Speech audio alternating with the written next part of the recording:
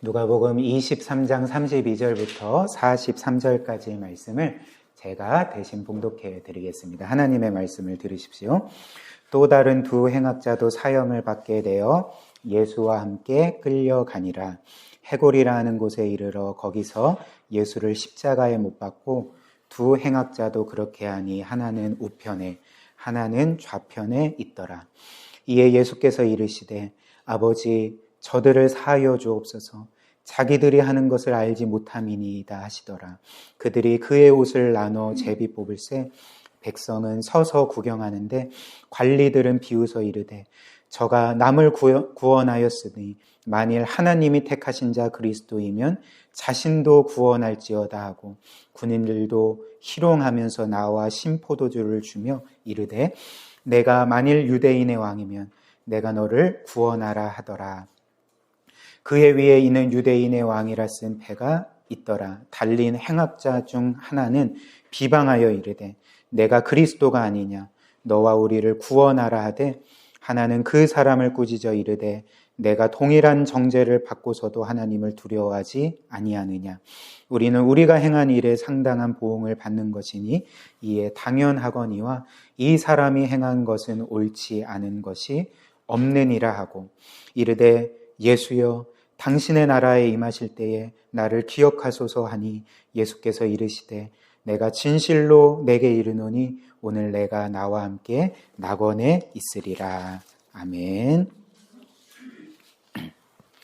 본문 말씀은 예수 그리스도께서 십자가에 못 박히신 사건을 우리에게 전해주고 있습니다.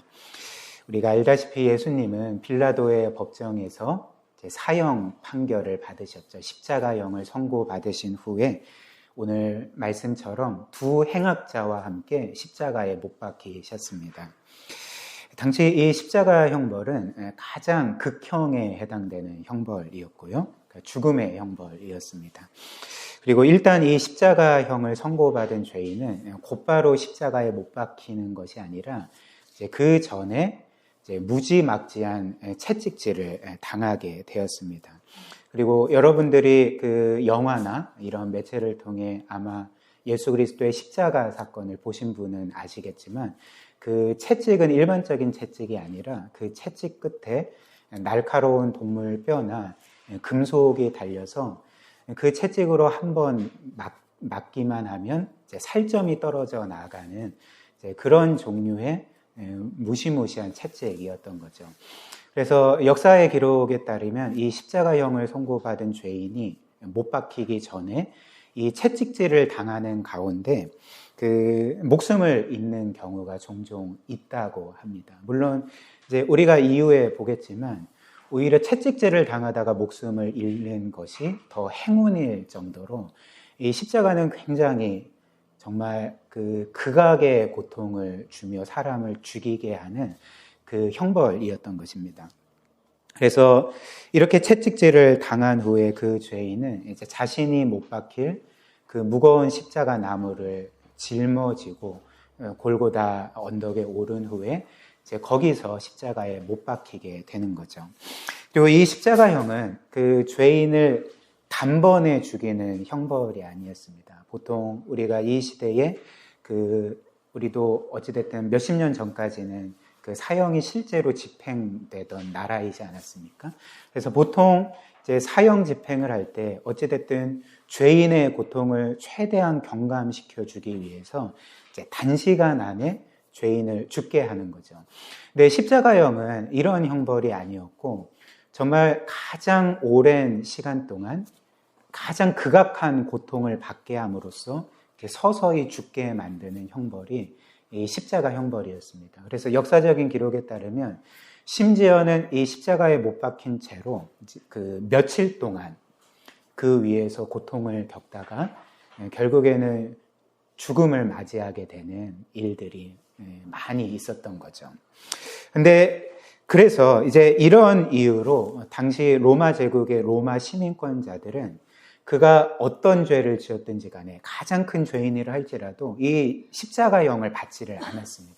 그래서 대표적으로 사도 바울이 로마의 시민권자였기 때문에 그 그 십자가형을 받지 않고 참수형을 당하지 않았습니까? 이런 식으로 로마 시민을 어느 정도 이렇게 존중을 했던 거죠. 죄인임에도 불구하고 존중을 했지만 이제 그 외에 다른 죄인들은 그가 가장 큰 죄인이라면 이 십자가형으로 죽임을 당하도록 했던 것입니다. 그래서 이런 이유로 로마의 모든 사람들은 이 십자가 자체가 굉장히 혐오스럽고 저주의 상징이었던 거죠. 그래서 굉장히 아이러니지 않습니까? 기독교의 상징이 이 십자가인데 사실 이 십자가는 당시에는 굉장히 그 저주스럽고 불쾌하고 그리고 너무나도 역겨운 상징이었다는 거죠. 그래서 그 당시 로마의 그 유명한 정치인이자 철학자인 여러분들도 한 번쯤 들어보셨을 키케로라는 사람이 이 십자가에 대해서 이렇게 말을 했거든요. 십자가는 이 세상에서 가장 잔인하고 역겨운 형벌이다. 그래서 제국에서 없어져 버려야 될 저주스러운 것이다 라고 하면서 이 십자가형이 제국에서 사라져 버려야 할 것을 주장을 했던 것입니다. 그런데 바로 오늘 이 십자가형을 우리 주님께서 받으셨던 거죠. 그래서 저는 오늘 이 고난주간을 맞이하여서 여러분들과 예수 그리스도께서 십자가에 못 박히시는 이 사건을 함께 살펴보려고 하는데요. 이것을 우리는 세 부분으로 살펴보겠습니다. 첫 번째로는 왜 예수님께서 십자가에 못 박히셨는지를 살펴볼 거고요. 두 번째는 그렇다면 우리는 어떻게 하면 구원을 받을 수가 있는지를 살펴보겠습니다. 그리고 마지막 세 번째는 이 말씀을 우리의 삶에 몇 가지로 적용하고 이제 말씀을 마무리하도록 하겠습니다. 그래서 첫 번째는 왜 십자가에 못 박히셨는지, 두 번째는 그 십자가를 통해 우리가 어떻게 구원을 받게 되는지, 그리고 마지막 적용, 이렇게 설교를 전하도록 하겠습니다. 첫 번째로 예수님은 왜 십자가에 못 박히셨는가라는 거죠. 일단 우리가 생각해 볼 것은 만약 기독교에 대해서 전혀 지식이 없는 한 사람이 아직까지 그리스도를 믿지 않는 어떤 한 사람이 그 호기심이든지 혹은 어떤 지적인 유익을 위해서든지 이렇게 복음서를 처음부터 쭉 끝까지 훑어 읽어 내려가다가 갑자기 이 부분에서 예수님께서 사람들에게 잡히시고 고난을 당하시고 또 채찍질을 당하시고 십자가에 못 박히시는 이 장면에 이르게 되면 이것들을 볼 때 그는 굉장히 혼란스러워할 것입니다. 굉장히 당혹스러운 거죠. 왜 그럴까요? 왜냐하면 그 사람이 처음부터 복음서를 쭉 읽어 내려간 그 내용에 따르면 예수님은 이처럼 십자가에 못 박힐 어떤 죄도 지은 적이 없고 도리어 그분은 내가 보기에는 완벽한 삶을 사셨고 이 세상에서 가장 경건하고 거룩한 삶을 사셨는데 갑자기 사람들에게 사로잡히고 채찍질을 당하시고 죄인으로 정죄당해 십자가에 못 박혀 죽임당하시니까 그 앞뒤가 지금 연결이 안 되는 거죠. 그러니까 굉장히 혼란에 빠질 수 있는 부분인 거죠. 그래서 예수님께서는 사실 이 십자가 형벌을 받을 만한 그런 그 죄인의 삶을 살지 않으셨던 것입니다. 정말 이 세상 그 누구도 감히 따라올 수 없는 완전한 삶, 완벽한 삶을 사셨고 또 사람들을 사랑하시되 심지어는 자기를 해하는 원수들까지도 원수처럼 여겨지는 사람들까지도 사랑하시되 끝까지 사랑하신 분 아니겠습니까? 그 누구에게도 해를 주신 적이 없는 분이십니다. 그렇다면 이 예수님께서 왜 십자가에 못 박히셨는가라는 거죠. 우리는 이에 대해서 이제 또 다른 그 가능성을 생각하게 됩니다. 예수님께서 이렇게 완전한 삶을 사셨고 죄가 없으시고 가장 거룩하고 경건하신데도 죄인으로 정죄받고 십자가에 못 박히신 것이라면 이제 남은 가능성은 무엇이냐면 그분이 불의한 재판을 당하셨다. 그분은 죄가 없으셨지만 뭔가 억울하게 누명을 써서 그런 불의한 재판에서 사형 선고를 받으시고 이렇게 십자가에 못 박혀 죽으신 것이다 라고 생각을 할 수가 있게 되는 거죠. 그리고 이런 것은 사실 우리가 복음서에서도 확인할 수 있는 내용입니다. 우리가 복음서를 보면 실제로 예수님은 십자가에 못 박히시기 전에 재판을 받으시는 거죠. 당시 그 유대의 총독이었던 빌라도의 법정에서 재판을 받으셨는데, 그런데 성경이 우리에게 알려주는 바는 사실 이 예수님을 재판했던 빌라도도 처음에는 예수님에게 아무런 죄도 발견할 수가 없었습니다. 그래서 처음에 이 빌라도가 예수님을 무죄 판결을 내리려고 하고 석방하려고 했던 거죠. 근데 어떻게 되었습니까?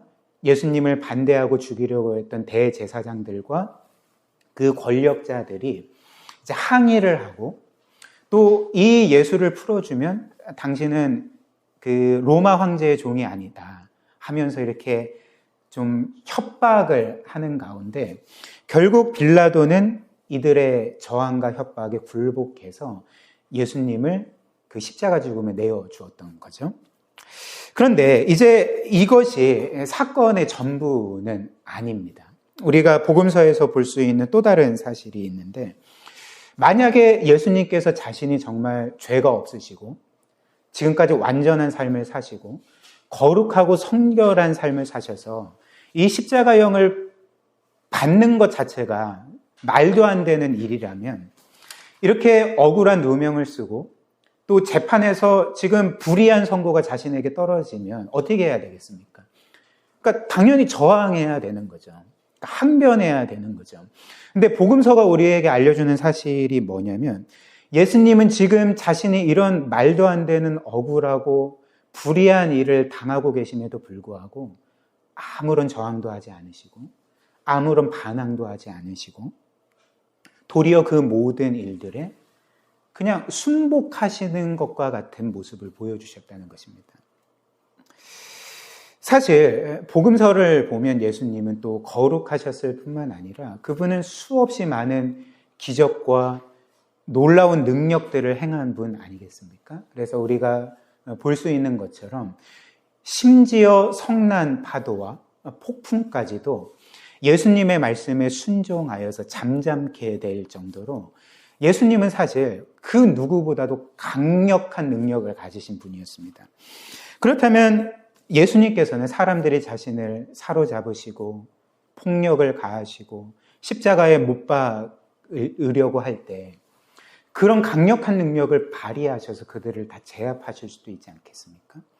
그런데 성경이 우리에게 알려주는 것처럼 마치 그 털 깎는 주인 앞에 온순한 그 모든 것들을 순전하게 따르는 어린 양과 같이 아무런 저항도 하지 아니하시고 도리어 그 모든 것들을 그렇게 어떤 면에서는 체념한 채 그렇게 이끌려가는 모습들을 우리가 복음서에서 보게 되는 거죠. 그리고 우리가 또 한 가지 확인할 수 있는 것은 예수님은 단지 억지로 이런 상황들에 끌려가신 것이 아니라 마치 그분 자신이 이 십자가 죽음의 길로 스스로 걸어가는 것과 같은 그런 말씀과 행동을 사람들에게, 제자들에게 계속적으로 하고 계셨다는 거죠. 우리 마태복음 16장 말씀 한번 보십시오. 이에 대해서 우리가 복음서의 몇 구절을 함께 살펴보려고 하는데요. 마태복음 16장 21절 보면 예수님께서 죽으시기 전에 그 예루살렘 성에 들어가시기 직전에 이제 몇 차례 제자들에게 계속 이런 말씀을 하고 계십니다. 21절, 이때로부터 예수 그리스도께서 자기가 예루살렘에 올라가 장로들과 대제사장들과 서기관들에게 많은 고난을 받고 죽임을 당하고 제3일에 살아나야 할 것을 제자들에게 비로소 나타내시니. 무슨 말입니까? 지금 예수님께서 예루살렘 성에 들어가시기 전에 이미 자신이 어떤 일을 겪게 되실지, 어떤 고난과 정말 그 처절한 십자가 죽음을 겪게 될 것을 미리 알고 계셨다는 거죠. 마태복음 17장 22절, 23절도 마찬가지입니다. 갈릴리에 모일 때 예수께서 제자들에게 이르시되 인자가, 즉 예수 그리스도께서 장차 사람들의 손에 넘겨져 죽임을 당하고 제3일에 살아나리라 하시니 제자들이 매우 근심하니라, 이렇게 말씀합니다. 이어서 20장 18절 19절입니다. 보라 우리가 예루살렘으로 올라가노니 인자가 대제사장들과 서기관들에게 넘겨짐에 그들이 죽이기로 결의하고 이방인들에게 넘겨주어 그를 조롱하고 채찍질하며 십자가에 못 박게 할 것이나 제3일에 살아나리라 이렇게 말씀을 합니다. 그래서 우리가 지금 알 수 있는 사실은 무엇이냐면 예수님은 지금 6월절에 예루살렘에 들어가셨을 때 자신이 어떤 일을 겪게 될 것을 이미 다 알고 계셨던 거죠. 자신이 예루살렘에 들어가셨을 때 사람들이 자신을 사로잡으실 것과 또 사람들에게 폭력을 당할 것과 또 사람들에게 모욕을 당하고 채찍질을 당하고 결국에는 십자가에 못 박혀 그렇게 비참하게 죽임을 당할 것을 미리 아시고 지금 제자들에게 거듭 말씀하고 계시는 거죠. 근데 한번 생각을 해보십시오. 여러분들이 만약에 어떤 도시에 들어가게 될 때에 거기서 사람들에게 내가 사로잡힐 거고 어떤 고문을 당하게 될 거고 결국에는 비참하게 죽임당할 것을 미리 알게 되었다고 생각을 해보십시다. 그렇다면 여러분들은 이 모든 것들을 알고 있으면 어떻게 하시겠습니까? 그러니까 순순히 그 도시에 들어가시겠습니까? 그러니까 그렇지 않고 결코 들어가지 않죠. 그리고 우리는 어찌됐든 우리가 할 수 있는 최선을 다해서 이 죽음을 피하려고 할 것입니다. 이게 당연한 것 아니겠습니까? 근데 예수님께서는 지금 제자들에게 내가 고난을 당할 거다. 내가 책짓질을 받을 거다. 내가 권력자들에게 사형 선고를 언고받고 십자가에 못 박혀 처절하게 죽임을 당할 거다. 그렇지만 내가 3일 후에 부활할 거다라고 거듭 말씀하고 계시는 거죠. 그래서 예수 그리스도께서는 어떤 면에서는 스스로 지금 죽음의 자리로 들어가고 계시는 것입니다. 스스로 지금 십자가 죽음을 겪으시기 위해서 계속적으로 그 예루살렘을 향해서 걸어가고 계시는 거죠. 이것이 우리에게 알려주는 사실이 무엇일까요? 예수님은 스스로 그 십자가 죽음을 선택하셨다는 것. 겉보기에는 사람들에 잡혀 타의에 의해서 십자가에 못 박힌 것처럼 보이지만 예수님은 스스로 그 십자가에 못 박히는 것을 선택하시고 스스로 죽으셨다는 것을 이 성경이 우리에게 알려주고 있는 것입니다. 그리고 실제로 예수님은 그분 자신이 이 십자가 죽음을 선택하셨다는 것을 직접 말씀하신 적이 있거든요. 요한복음 10장 17절 18절 한번 보십시오. 예수님께서 이렇게 말씀하죠. 내가 내 목숨을 버리는 것은 그것을 내가 다시 얻기 위함이니 이로 말미암아 아버지께서 나를 사랑하시느니라. 이를 내게서 빼앗는 자가 있는 것이 아니라 내가 스스로 버리노라. 나는 내 목숨을 버릴 권세도 있고 다시 얻을 권세도 있으니 이 계명은 내 아버지에게서 받았노라 하시니라 라고 말씀을 합니다. 따라서 우리가 내릴 수 있는 결론이 무엇일까요? 예수님께서 십자가에 못 박히신 것은 예수님은 전혀 원하시지 않았지만 피하고 싶으셨지만 어쩔 수 없이 겪으셨던 어떤 우발적인 일이나 억울한 일이 아니었다는 거죠. 오늘 말씀처럼 나는 내 스스로 내 목숨을 버린다. 누가 내 목숨을 빼앗는 것이 아니라 내 스스로 내 목숨을 버리노라. 즉 내 스스로 나는 십자가에 못 박혀 죽임을 당할 거다라고 말씀을 하셨던 거죠. 즉 이 그리스도의 십자가의 죽음은 예수님께서 이전부터 생각하시고 계획하신 그대로 이루어진 일임을 오늘 성경이 우리에게 알려주고 있는 것입니다. 그렇다면 이제 가장 중요한 메시지가 되겠죠. 예수님께서 왜 스스로 십자가에 못 박혀 죽임 당하셨는가? 왜 예수님께서 고난 당하시고 죽으셔야 했는가? 그 이유와 목적이 무엇이었는가라는 거죠. 우리가 알다시피 예수님이 십자가에 못 박히신 것은 다른 이유는 없습니다. 바로 우리와 같은 죄인을 구원하시기 위해서 우리의 모든 죄짐 대신 짊어지시고 그분이 대신 우리를 위하여 형벌받아 죽으심으로써 우리를 구원하시기 위해서 예수님은 스스로 십자가에 걸어가셨고 스스로 못 박히셨고 죽임 당하셨다는 것을 복음이 우리에게 선포해 주고 있는 거죠. 이에 대해서 예수님께서는 그 전에 제자들과 함께 계실 때에 그분이 이 세상에 오신 목적을 이제 이렇게 밝히셨습니다. 마가복음 10장 45절, 유명한 구절이죠. 인자가 온 것은 섬김을 받으려 함이 아니요 도리어 섬기려 하고 자기 목숨을 많은 사람의 대속물로 주려 함이니라고 말씀하셨습니다. 내가 온 것은 내 목숨을 많은 사람을 위한 대속물로 주기 위해 왔다라고 말씀하셨을 때 이 대속물이라는 것은 무엇일까요? 이 대속물이라는 것은 쉽게 구약 시대에 이스라엘 백성들이 자신들의 죄를 용서받기 위해서 드렸던, 그래서 이스라엘 백성의 죄 때문에 대신 죽임을 당했던 희생 제물을 가리켜 이제 대속물이라고 했던 것입니다. 그래서 하나님께서는 구약 시대에 이스라엘 백성이 죄를 지을 때에 그 죄로 인해서 하나님과의 관계가 깨트려지지 않습니까? 그래서 하나님은 그들의 죄가 용서받고 하나님과의 관계가 다시금 회복될 수 있는 한 은혜의 수단들을 허락해 주셨는데 그게 이제 희생 제사, 대속물이었다는 거죠. 근데 지금 예수님께서 뭐라고 말씀하십니까? 인자가 온 것은 섬김을 받으려 함이 아니요 도리어 너희들을 섬기려 하고 많은 사람들을 위한 대속제물로 내 목숨을 주려고 왔다라고 말씀을 하시는 거죠. 무슨 말씀일까요? 예수님은 지금 우리에게 이렇게 말씀하시는 것입니다. 내가 너희의 죄를 대신하여 죽는 희생제물이다.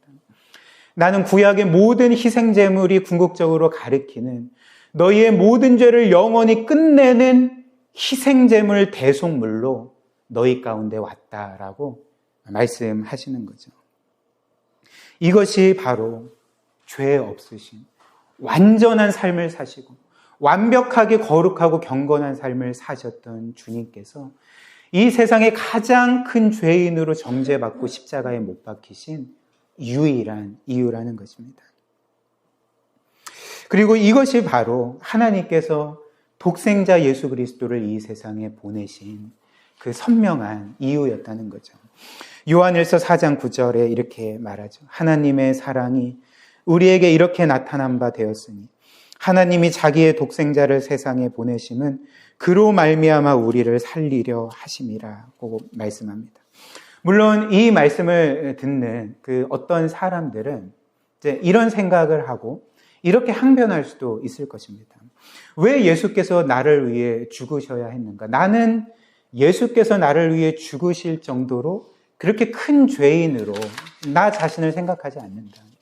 물론 내가 완벽한 삶을 살았다고 말하는 것은 아니지만, 죄가 아예 없다고 말하는 것은 아니지만, 예수께서 나를 위해 죽으실 정도로 내가 큰 죄인이라고는 생각하지 않는다라고 그렇게 항변할 수 있을 것 같습니다.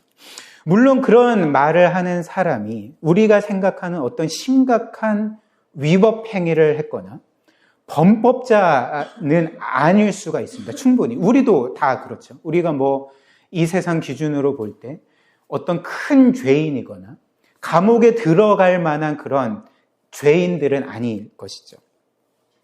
그러나 문제는 무엇이냐면 하나님께서 그분이 세우신 법에 의해서 그분이 어떤 사람을 죄인으로 판정하시느냐 그렇지 않느냐, 혹은 한 사람을 심판하느냐 심판하지 않느냐는 우리가 이 세상의 어떤 법을 어겼느냐 그렇지 않느냐에 따라서 결정하시지 않는다는 거죠. 하나님께서는 물론 이 세상의 모든 법을 세우셨지만 우리의 어떤 외적인 행동만을 보시고 우리를 죄인이냐 아니냐를 판결하시는 분이 아니라 그분은 우리의 마음을 보시는 거죠. 우리의 생각을 보시고 우리의 모든, 우리가 남들에게 감추고 싶어하는 모든 은밀한 삶과 행동과 말과 생각과 마음들을 다 아시고, 그리고 심지어 겉보기에 선해 보이는 우리의 모든 행동 이면에 있는 우리의 자기중심적인 동기들도 하나님께서 다 보신다는 거예요. 한번 생각을 해보십시오. 우리가 단 한 번의 범법 행위를 하지 않았을지라도 우리는 지금까지 우리의 마음과 생각으로 얼마나 많은 죄를 지었습니까? 지금도 무수히 많은 죄를 짓고 있지 않습니까? 또한 우리가 남들이 보기에는 정죄받지 않을 어떤 면에서 훌륭한 삶을 살았다 할지라도 여러분들의 은밀한 삶 가운데 지은 죄악들, 말들, 행동들, 그것들을 우리가 생각할 때 나는 죄인이 아니다라고 말할 수가 있겠습니까? 예수님께서 말씀하신 것처럼 우리 마음 안에 있는 것이 무엇입니까? 거짓과 음란과 또 미움과 폭력과 살인과 교만의 마음들 아닙니까? 우리가 남들을 직접적으로 해하거나 죽일 그런 일들은 평생 동안 거의 일어나진 않겠지만 우리는 살면서 마음속으로 수없이 많은 사람들을 죽이고 살해한 사람들이 아닙니까? 또한 사람들을 무시하고 깔보고 교만하여서 정죄한 적은 없습니까? 또한 이기적으로 살면서 사람들을 나의 유익을 위해서 이용하는 그런 삶을 살아간 적은 없습니까?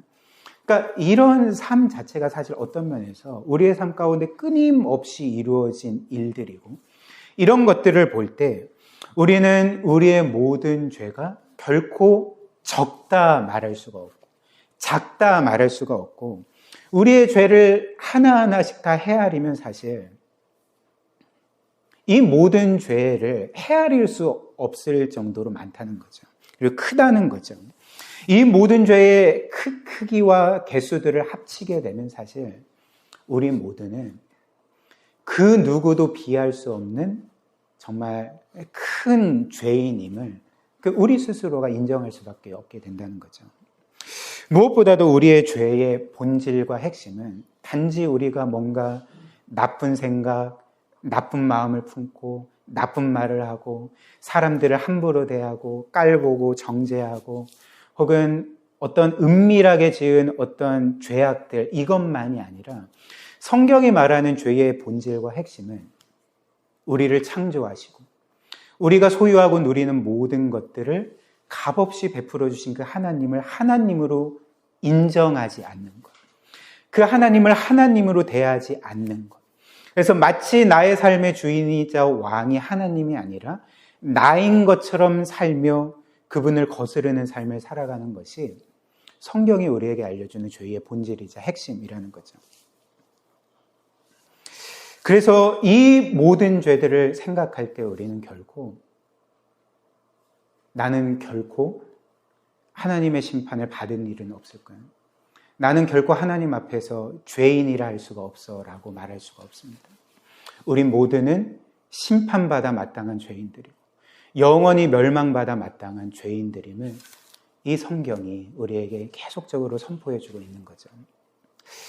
그러나 하나님께서는 우리가 이런 수없이 많은 죄로 인해서 정죄받아 영원히 멸망하기를 원치 않으셨습니다. 오늘 예수 그리스도께서 우리를 위해서 못 박히신 십자가가 우리에게 알려주는 사실이 무엇일까요? 우리는 죄인이지만 우리는 멸망받아 마땅하지만 하나님은 우리의 멸망을 결코 원치 않으셨다는 거죠. 이런 죄인도 사랑하시고 긍휼히 여기셔서 우리를 어떻게든지 구원하기를 원하셨다는 것입니다.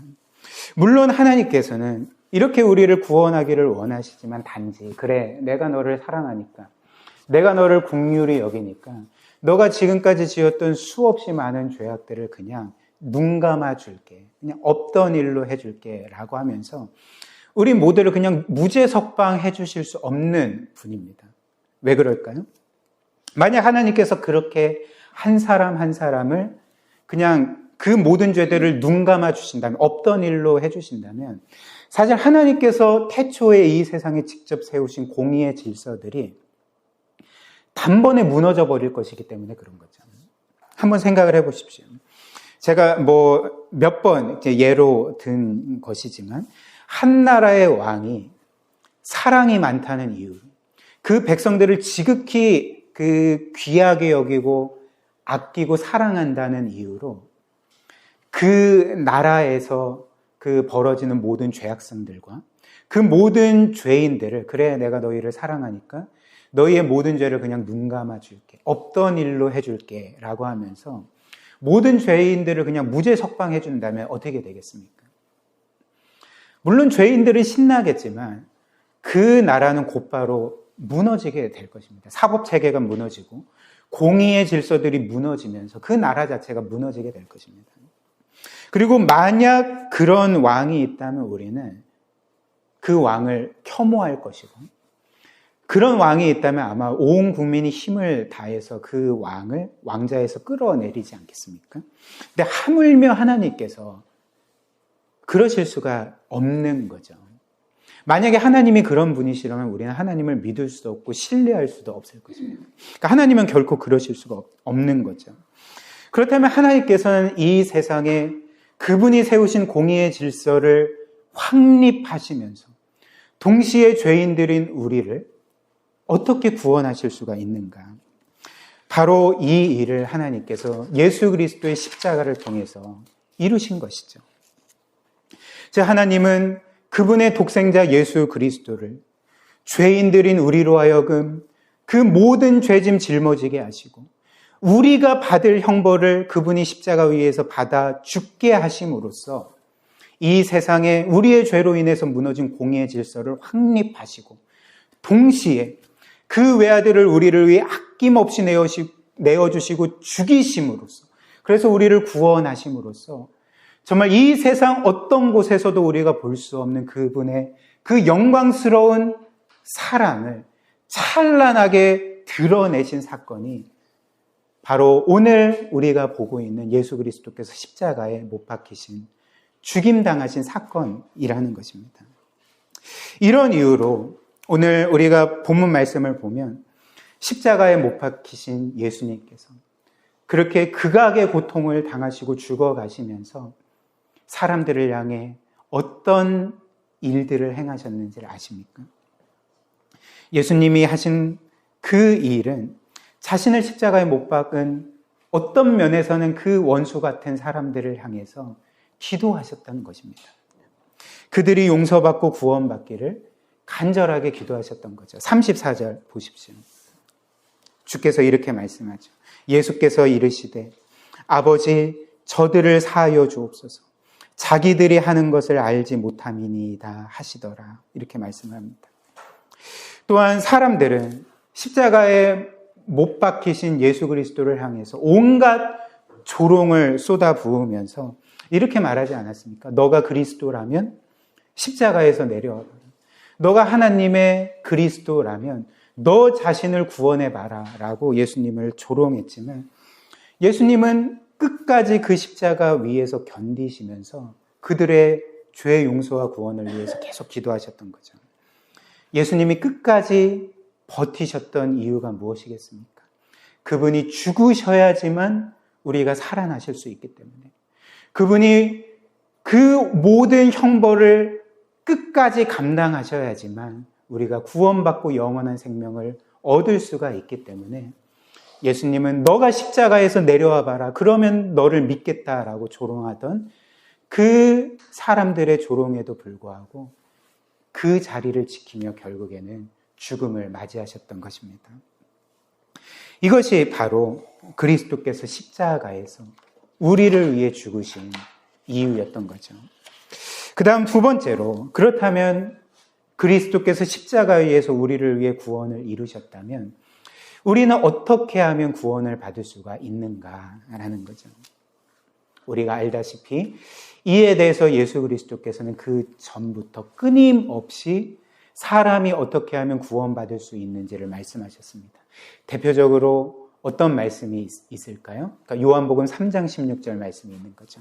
하나님이 세상을 이처럼 사랑하사 독생자를 주셨으니 이는 그를 믿는 자마다 멸망하지 않고 영생을 얻게 하려 하심이라 말씀하십니다. 즉 우리는 예수 그리스도를 믿음으로만 구원을 받게 되는 거죠.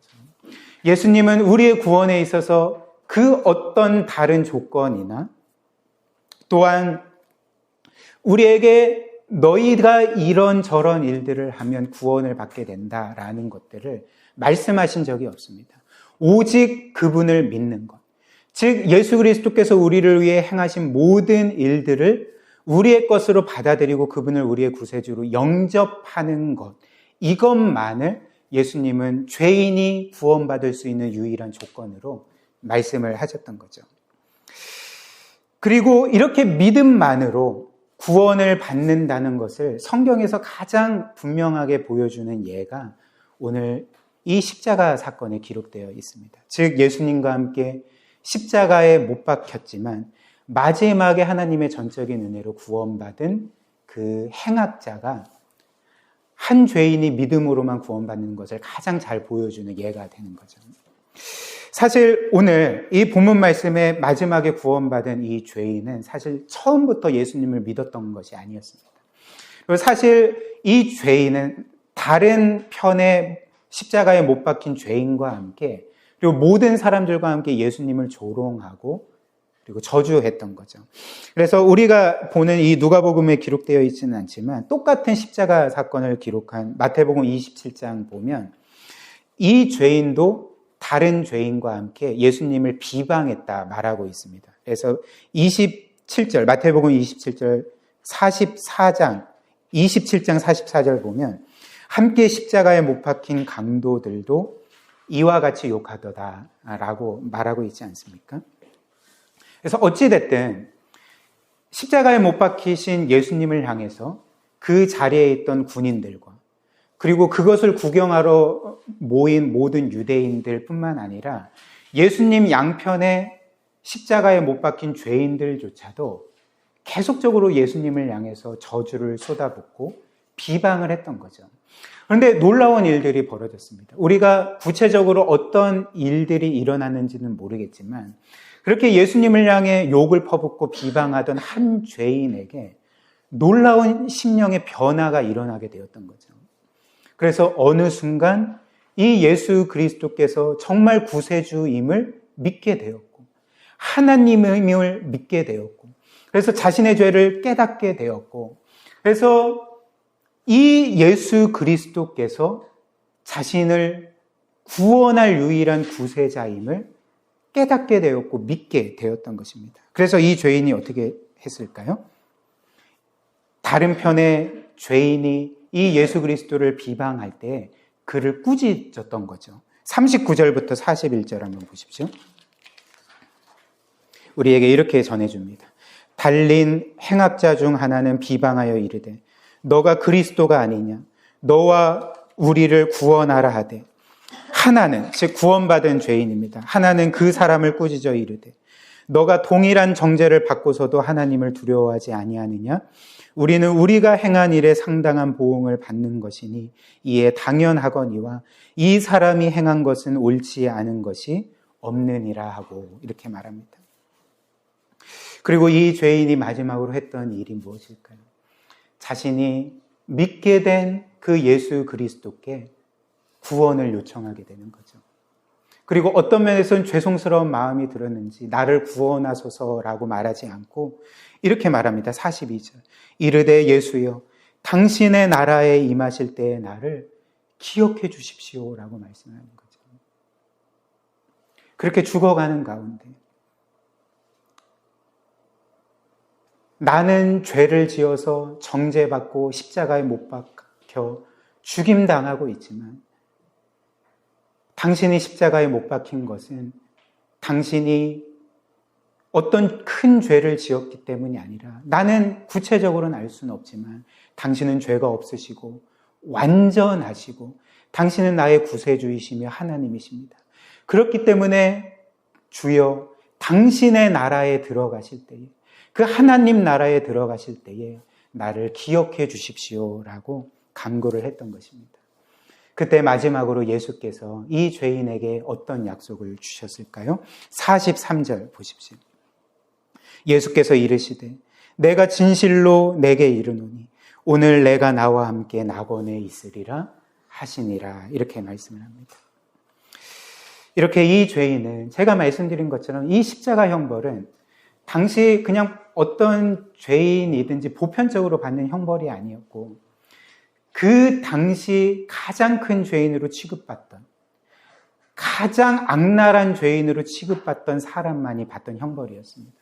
그러니까 우리가 구체적으로 이 구원받은 죄인이 과거에 어떤 삶을 살았는지는 알 수는 없지만 우리가 충분히 생각할 수 있는 것은 사람을 죽이고 혹은 여인을 겁탈하고 혹은 우리가 사회적으로 지탄받는 정말 모든 사람들이 저자는 반드시 지옥에 떨어져야 된다라고 정죄하는 부류의 사람이었다는 거죠. 근데 이 사람이 예수 그리스도를 자신의 구원자로 믿었을 때 어떤 일이 일어났을까요? 그는 역사상 예수 그리스도와 함께 그 천국의 낙원에 들어가는 첫 번째 사람이 되는 영광을 얻게 되었던 것입니다. 그런데 한번 생각을 해보십시오. 만약 하나님께서 우리에게 정해주신 구원의 조건이 이렇게 오직 예수 그리스도를 믿는 것이 아니라 우리가 믿은 후에 어떻게든지 그분의 말씀을 따라 선한 삶을 살아간 결과로서 우리가 구원을 받게 된다면 사실 이 강도는, 이 십자가에 못 박힌 행악자는 이 세상에서 가장 구원의 소망이 없는 자로 그렇게 죽어갔을 것입니다. 왜 그럴까요? 왜냐하면 그에게는 이제 선하게 살 수 있는 시간이 없기 때문에 그렇습니다. 다행스럽게 예수님을 믿기는 했지만 예수님을 믿은 이후에 어찌됐든 뭔가 신앙생활을 하고 선한 삶을 살고 어떤 신앙의 열매를 맺을 수 있는 시간이 없기 때문에 그런 거죠. 이제 얼마 후면 그는 죽게 된다는 것입니다.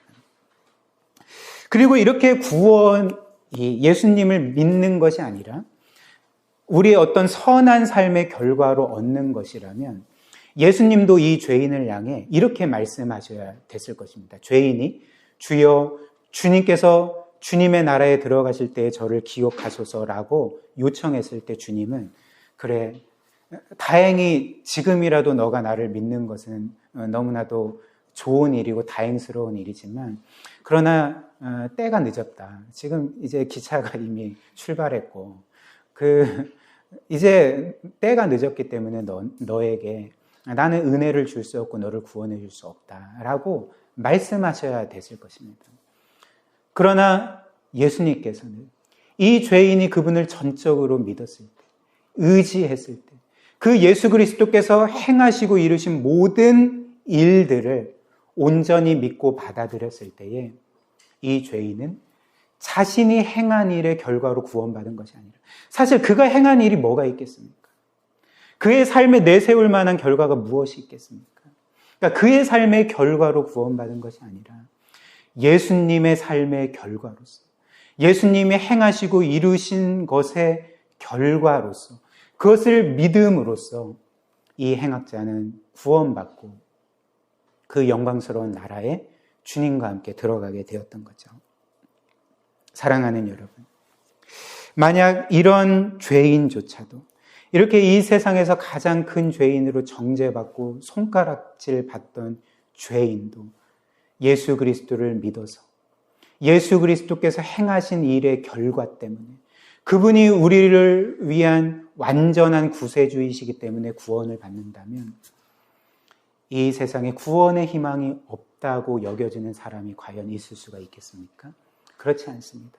우리가 우리 자신을 어떻게 생각하든지 간에 우리가 우리의 삶을 바라볼 때 나는 결코 구원을 받을 수 없다라고 절망하는 사람조차도 그에게 충분히 구원의 가능성이 주어지고 그리고 예수 그리스도를 믿기만 하면 그는 확실하게 구원받는다는 것을 오늘 이 성경이 우리에게 알려주고 있는 것입니다. 마지막으로 이 말씀을 몇 가지로 우리의 삶에 적용을 해보고 설교를 마무리하겠습니다. 첫 번째로 혹시 오늘 이 예수 그리스도의 십자가 사건을 듣는 분들 중에 이 복음의 메시지를 듣는 분들 중에 혹시라도 구원의 확신이 없는 분이 계십니까? 내가 정말 구원받았는지 그렇지 않은지 내가 지금이라도 당장 죽게 된다면 천국에 들어갈 수 있는지 하나님의 품에 안길 수 있는지 이런 확신이 없는 분이 계십니까? 오늘 주님께서 거듭거듭 말씀하시죠. 너가 구원받는 것은 너의 삶의 결과로 구원받는 것이 아니라 내가 너를 위해 산 완벽한 삶의 결과로 내가 너를 위해서 십자가에 못 박힌 그 대속의 결과로 너는 구원받는 거다. 나를 믿어라.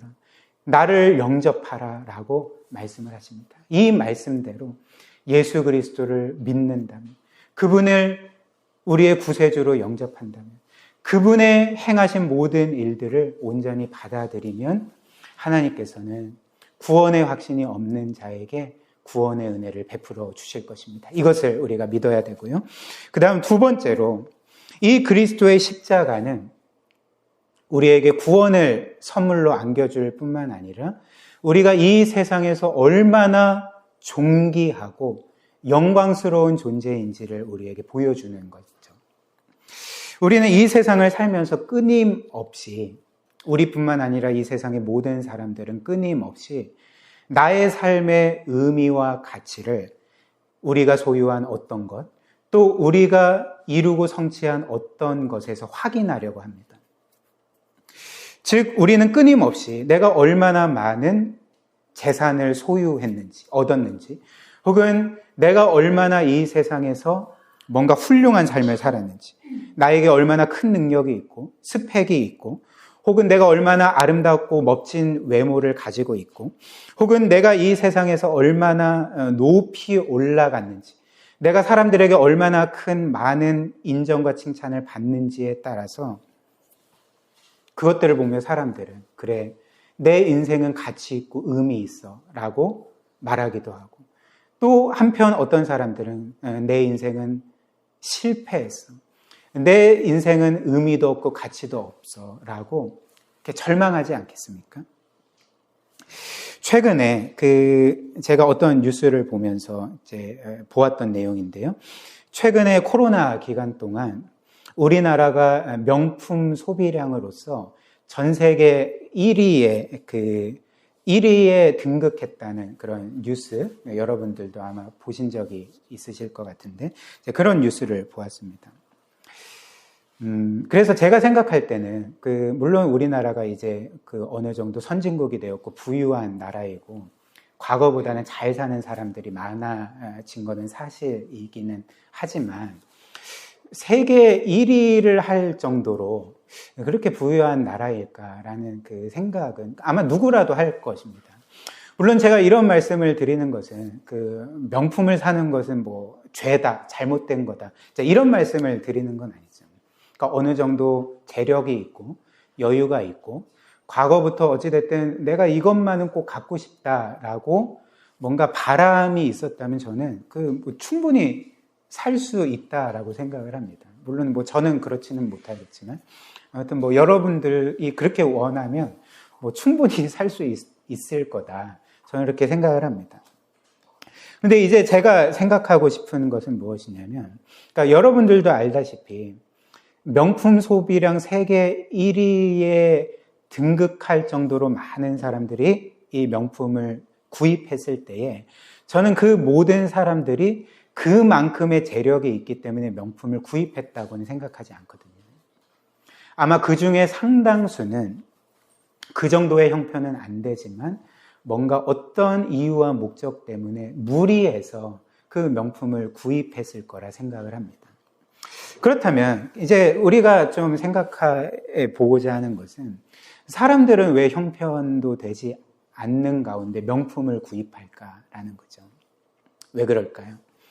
이는 우리가 다 알고 있는 사실 아닙니까? 그러니까 보통 사람들은 명품이 자신을 돋보이게 만들고, 그리고 이 명품으로 인해서 사람들이 나를 인정해 줄 것처럼 생각하고, 마치 좋은 어떤 고급 외제차가 사람들이 나를 인정해 줄 거라고 생각하여서 이렇게 구입하는 것처럼, 이런 식으로 사람들의 인정을 받게 하고, 그래서 이 모든 것들이 결국 나의 존재의 의미와 가치를 높여줄 거라고 생각하기 때문에 많은 사람들이 형편이 되지 않지만 명품을 구입한다 생각을 하는 거죠. 그렇다면 한번 생각을 해보십시오.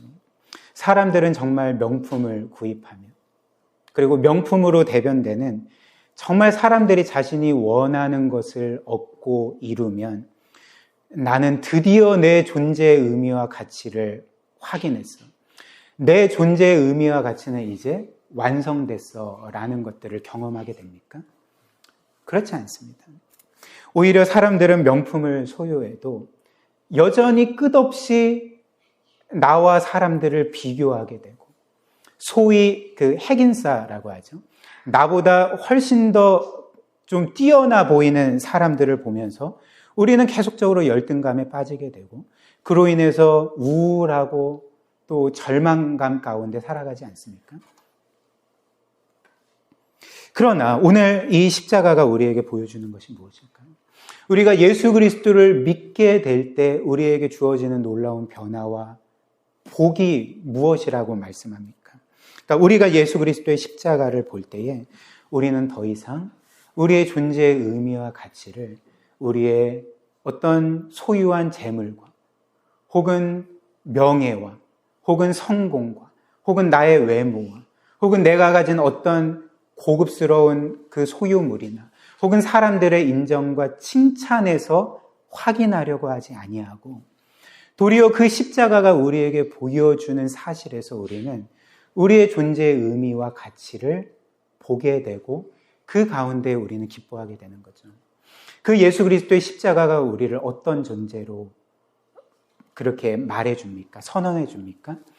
그러니까 그 영광의 하나님께서 우리와 같은 죄인들을 위해서 그 독생자 예수 그리스도를 우리를 위해 아낌없이 내어주실 정도로, 그리고 성자 예수님께서는 자신의 생명과 모든 것을 우리를 위해 아낌없이 내어주실 정도로 너는 나에게 있어서 가장 영광스러운 존재다.